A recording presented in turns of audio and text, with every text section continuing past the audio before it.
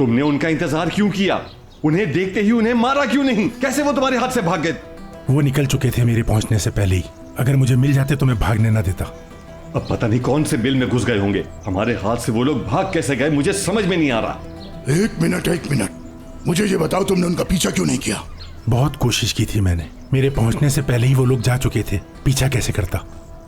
बाबा, क्या अब भी वक्त नहीं आया कि हम अपने दरवाजे पर 2-3 गार्ड रखें? क्या हुआ जहान? क्या असलान बे वालों से डर रहे हो? मैं असलान बे वालों से क्यों डरूं बाबा? तो फिर गार्ड्स किस लिए चाहिए तुमको? नसू साहब, आप बिल्कुल फिक्र ना करें। जहरा साहिबा की कॉल आई थी। गुल खानम को डॉक्टर ने घर जाने का कह दिया है।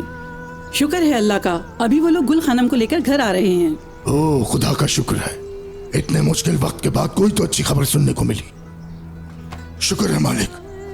अब सब लोग बात सुने मेरी। गुल का सब लोग बहुत ख्याल रखेंगे।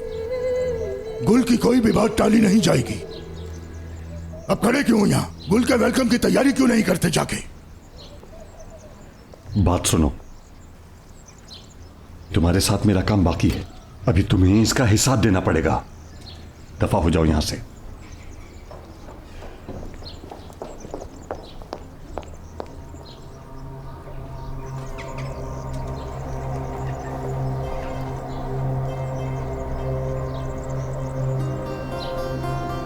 आजाद, क्या हुआ बेटा?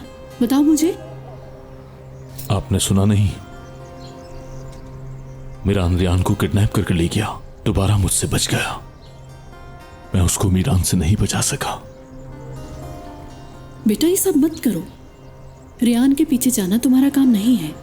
तुम्हें वहां पर गोली लग जाती या उस ब्रिज से गिर जाते तो क्या होता? ये सोचा है तुमने? फिक्र न करें अम्मी, मुझ में इतनी जरूरत नहीं। मैं तो इज्जत से मर भी नहीं सकता। आजाद, आजाद बेटा, आजाद।